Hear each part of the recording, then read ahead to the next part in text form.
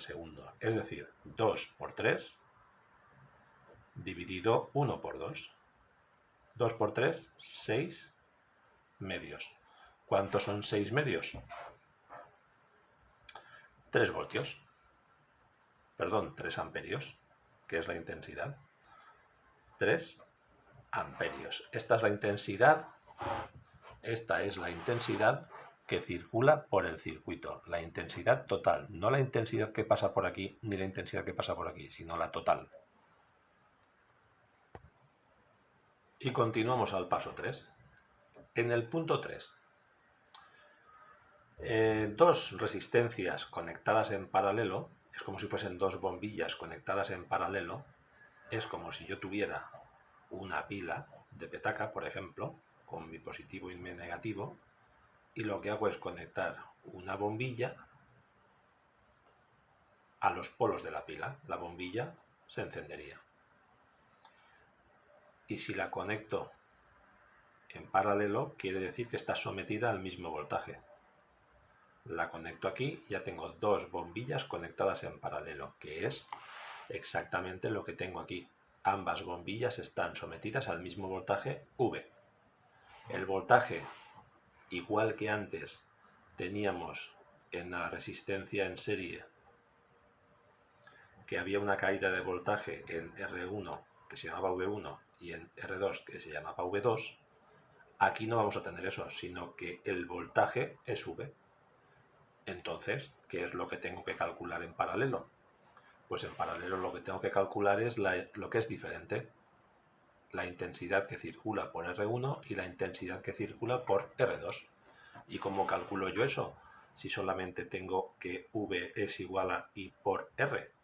Bueno, si V es la misma, la intensidad no la sé, porque es diferente en cada una de las resistencias, y la resistencia es diferente, entonces lo que puedo hacer para R1 es V es igual a la intensidad 1 por R1.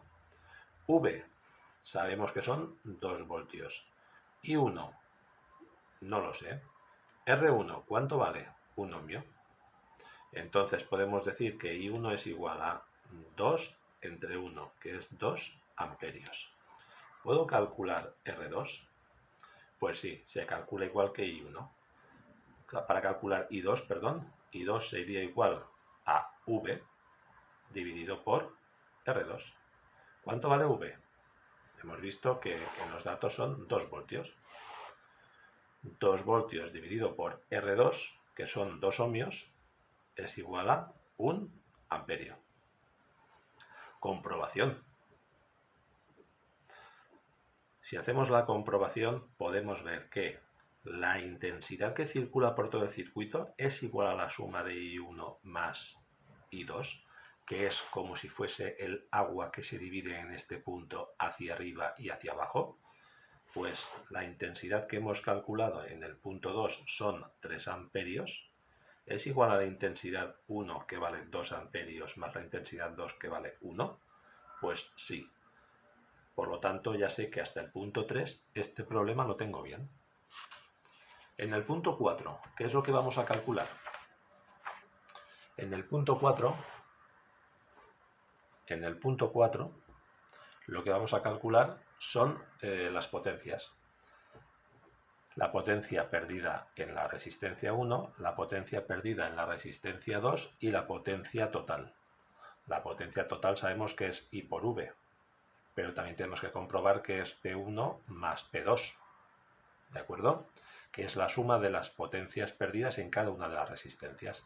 ¿Cómo calculo P1? Pues yo sé que es I por V, por lo tanto es I1 por V1. De manera que tengo que V1 son... V es el mismo, ¿de acuerdo? Aquí el voltaje es el mismo, el voltaje en la resistencia 1 y el voltaje en la resistencia 2 es el mismo. Por lo tanto, podríamos hablar de V y ya está. Voltaje es igual a, potencia 1 es igual a voltaje por intensidad 1. El voltaje son 2 voltios y la intensidad 1 la hemos calculado en el apartado 3 y son 2 amperios. 2 por 2, 4 vatios. La potencia en 2 es V por I2. 2 voltios de V y la intensidad 2 hemos calculado que es 1 amperio, por tanto 2 por 1, 2 vatios. Podemos ver si I por V cuánto resulta. Vemos que I, la intensidad total que hemos calculado en el apartado 2, son 3 amperios por el voltaje que nos dan como dato 2 voltios, 3 por 2, 6 vatios.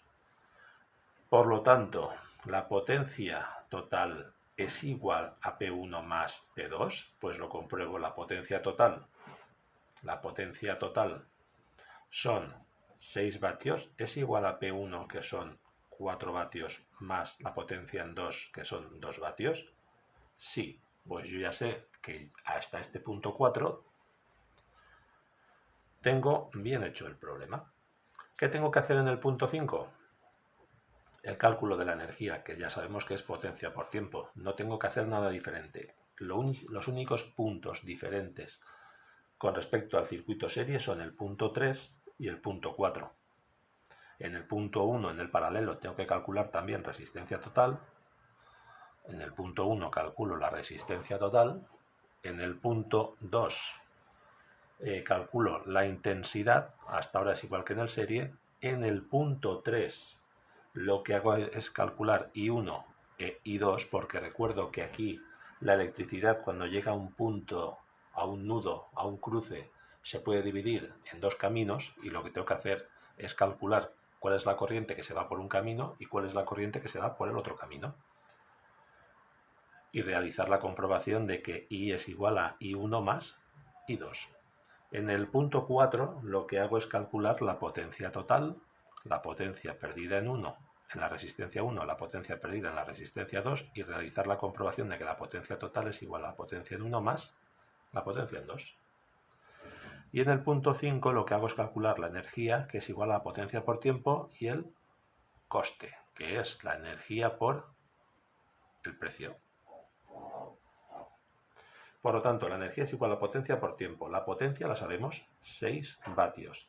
El tiempo nos lo daban, que son 2 horas. 6 por 2, 12 vatios hora. ¿Cómo pasaría yo esto a kilovatios hora? Pues lo que hago es dividir por 1000. 1, 2, 3 saltos, sería 0,012 kilovatios hora. ¿Y el coste?